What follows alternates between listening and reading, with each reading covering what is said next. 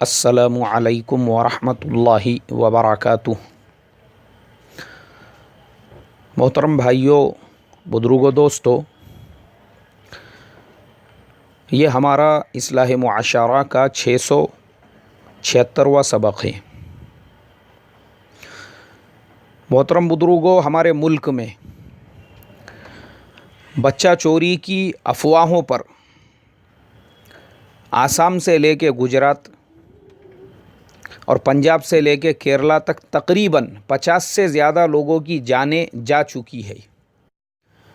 पिछले साल झारखंड में 7 मुसलमान जो सेंट्रल गवर्नमेंट का जो स्वच्छ भारत अभियान है उसके तहत में गांव देहातों का सर्वे करने के लिए निकले।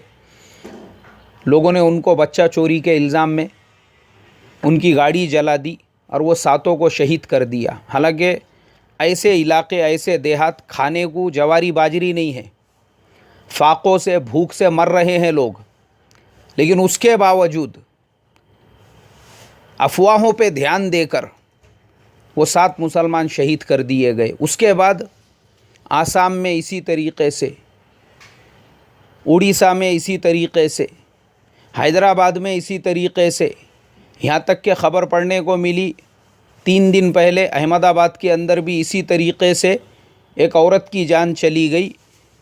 जो भीख मांगने वाले हैं लोग उनको पकड़ पकड़ के मार रहे हैं और अक्सरियत ऐसे ही लोगों की है। इंतहा और हद तो उस वक्त में हो गई। सूरत के जैसा बिजनेस डेवलपमेंट शहर, डायमंड कैपिटल ऑफ इंडिया, जहाँ पे लोगों के पास में वक्त नहीं, बिजनेस और कारोबार और व्यापार के एतबार से बिज़ी रहने वाले लोग, ऐसे शहर में भी मेरे समझ में नहीं आया ऐसे फुर्सत वाले लोग कहाँ से मिल गए। एक औरत अपने खुद के बच्चे के साथ में जा रही थी, लोगों ने उसको पकड़ के मारना शुरू कर दिए। और टीवी में मैं जब ख़बर देखने लगा तो कम से कम 5000 का हुजूम वहाँ पे उस औरत के अतराफ़ में चारों तरफ से जमा। पुलिस वहाँ पे जाना चाह रही है, लोग जाने नहीं दे रहे हैं।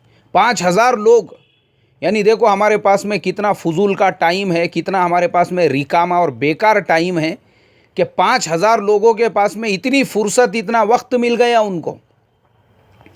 एक औरत खुद के बच्चे के साथ में जा रही थी, उसको पकड़ा गया तो इतना बड़ा हुजूम एक झटके के अंदर वहाँ पे जमा हो गया। और यही वजह है मेरे मोहतरम बुजुर्गों, हमारा जो पिछड़ापन है, पिछड़ापन, हम जो खाली बातें करते हैं, खाली चाइना के पिचकारी पे हम पाबंदी लगाकर, चाइना की पिचकारी नहीं चाहिए, चाइना के फटाके नहीं चाहिए, चाइना का ये नहीं चाहिए। अरे उतने पैसे तो चाइना वाले अपनी धोने के वास्ते जो टिश्यू पेपर है ना उसमें ख़र्चा कर देते होंगे। और हम चाइना की बराबरी करने की बातें करते हैं। वो चाइना, अमेरिका थर थर काँपता जिससे, दुनिया जिसके सामने लप लप लप लप करती, वो चाइना का मुकाबला हम करेंगे। अरे अगर हम अपना और उनका कंपैरिजन करेंगे ना, हमारे यहाँ पे जितनी बेकारी है, ये जितनी इस तरह की अफवाहें हैं, हमको अभी चाइना वालों की जो थिंकिंग है उसके लेवल पे पहुँचने के लिए और 100 साल लगेंगे। उसके बाद में जो चाइना वालों के अंदर क्वालिटीज़ है, जो चाइना के लोगों के अंदर हार्ड वर्किंग है, जो मेहनत है और सिर्फ अपने काम पे कंसंट्रेट करना है, वो लेवल पे जाने को और 2-300 साल लगेंगे। हम क्या चाइना की बराबरी करेंगे? मैं आपको बताता हूँ कंपैरिजन करके। दुनिया में ये जितने मुल्कों ने तरक्की की इंडिया के बाद आज़ाद होकर, उनमें और हमारे में फ़र्क क्या है? इंडिया की जब आज़ादी हो चुकी थी उसके बाद कोरिया आज़ाद हुआ, जापान आज़ाद हुआ, साउथ कोरिया और नॉर्थ कोरिया 1993 में 53 के अंदर इनके 2 हिस्से हुए, यानी हमारी आज़ादी के 6 साल बाद में। ऐसे मुमालिक, जापान, कोरिया, वो इलाके ऐसे थे, अरे इंसान तो दूर, जानवर भी वहाँ पे नहीं रह सकता था।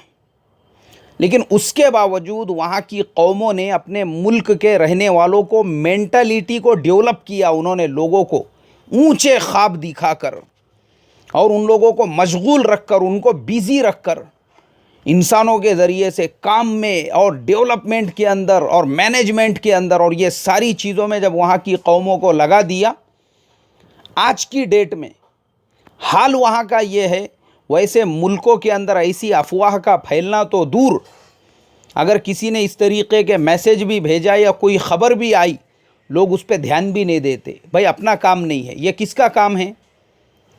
ये गवर्नमेंट का काम है, पुलिस का काम है। अगर कोई बच्चा चोरी गैंग भी सतर्क है तो ये पुलिस और गवर्नमेंट का काम है उनको पकड़ने का, उनको गिरफ्तार करने का और उनको जो है उनके काम के मुताबिक सज़ा देने का। ये अपना काम नहीं है। वहाँ के लोग अपने काम पे कॉन्संट्रेट, मेरा काम क्या है?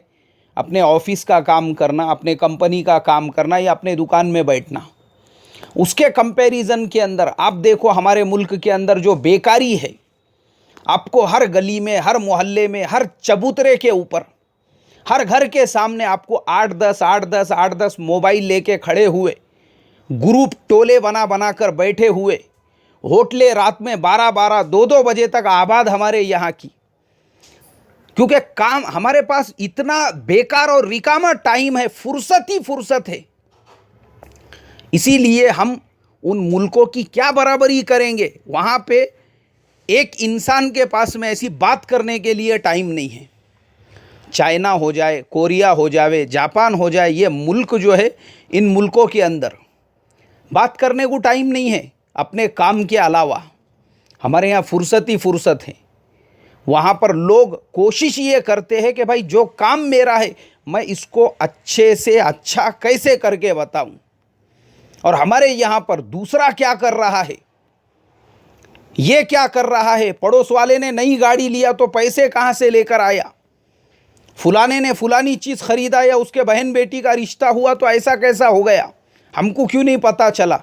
ये बेकारी, ये रिकामेपन की वजह से हम दुनिया से 200-200 साल पीछे है, अभी पिछड़े हुए। और उन मुल्कों के अंदर ऐसा है, वहाँ पे भी चाय की होटल से, वहाँ पे भी कॉफ़ी शॉप से, लेकिन सिर्फ वो इंटरनेशनल ब्रांड है, जैसे कोस्टा कॉफ़ी है, कैफ़े कॉफ़ी डे है, बरिस्ता है, जो इंटरनेशनल ब्रांड है बस वही है। हमारे यहाँ के जैसा फुर्सत का टाइम नहीं है। इसके लिए लोग अपने काम पे कंसंट्रेट करके, और हमारे यहाँ हाल ये है, अक्सर मैं देखता हूँ रोड से, रास्ते से जा आ रहे हैं, कुछ हादसा हो गया, कुछ हो गया, आपको वहाँ पे कम से कम 2-2, 300 लोग खड़े हुए मिलेंगे।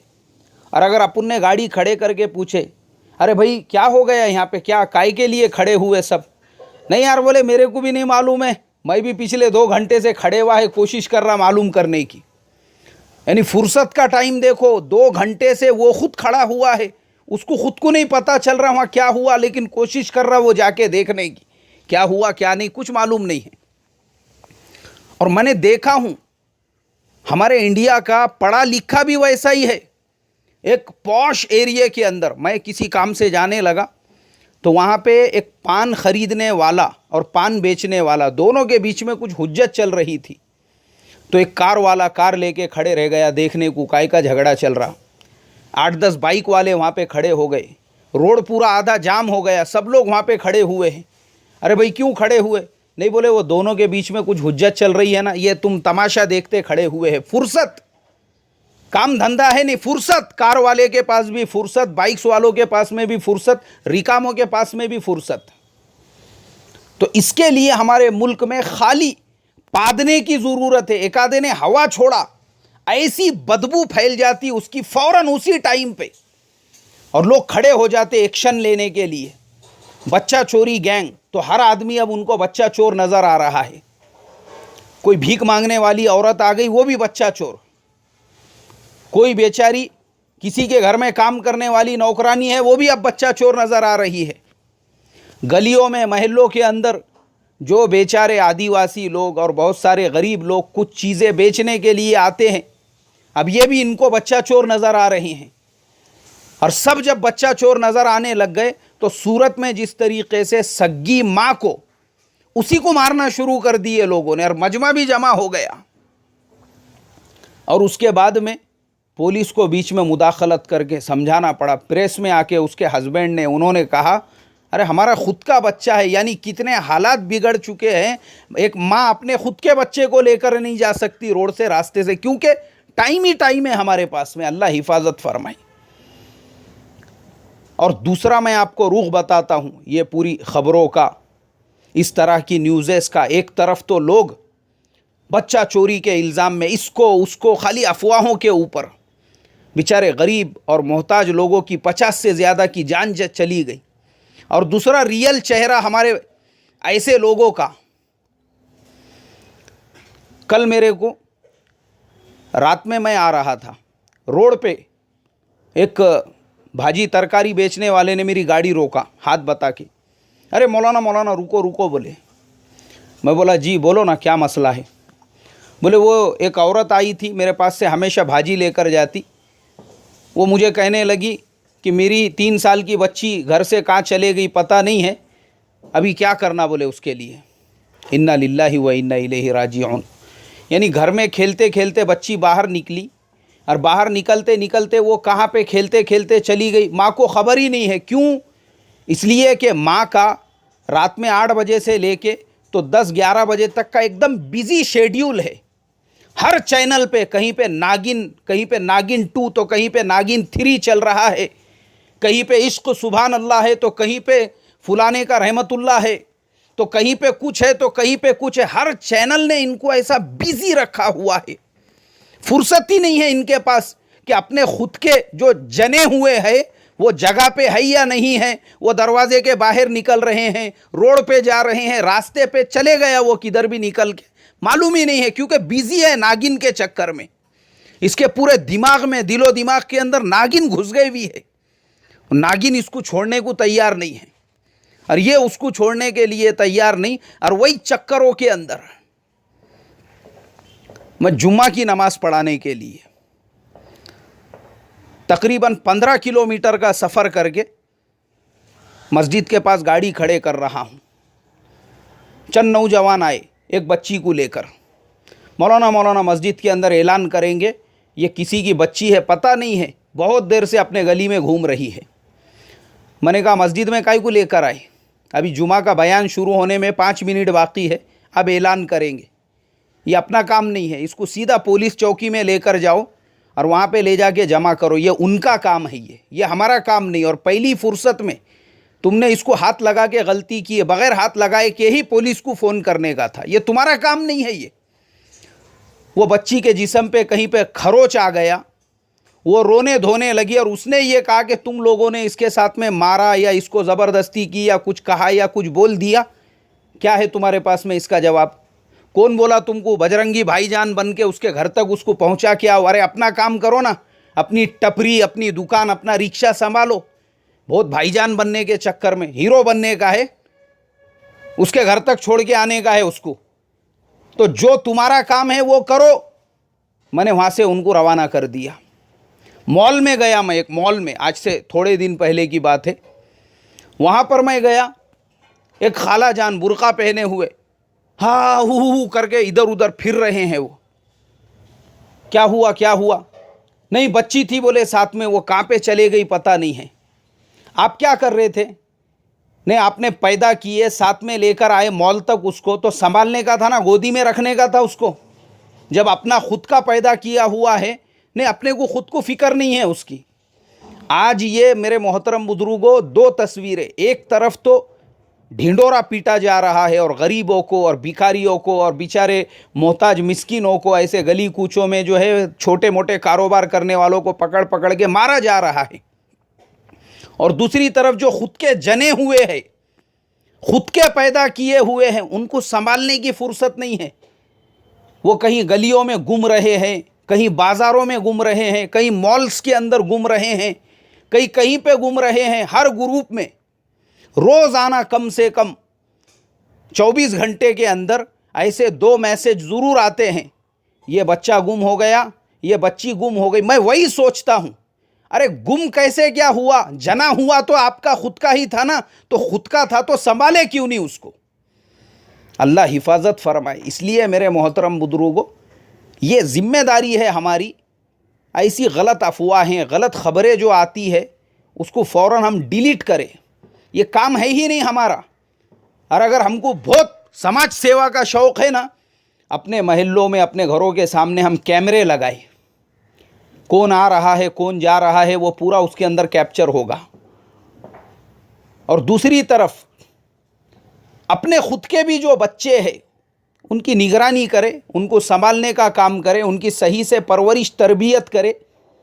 और अगर मान लो आपको कोई इस तरीक़े का गुमशुदा बच्चा नज़र भी आ जाता है, ये अपना काम नहीं, हाथ मत लगाओ उसको, 100 नंबर डायल करो और फ़ौरन पुलिस को बुलाओ, ये उनका काम है। ये आप उसको हाथ लगाएंगे, उसके जिस्म पे खरोच भी आ गई, हो सकता है आपके ऊपर ही कोई ना कोई केस बन जाए। ये बहुत डेंजर और ख़तरनाक चीज़ें हैं और बहुत ज़्यादा एहतियात बरतने वाली बातें हैं। अल्लाह ताला मुझे आपको ये तमाम बातों का फ़हम अता फ़रमाए और हम तमाम को अमल की तौफ़ीक़ अता फ़रमाए। अस्सलामु अलैकुम व रहमतुल्लाहि व बरकातुहू।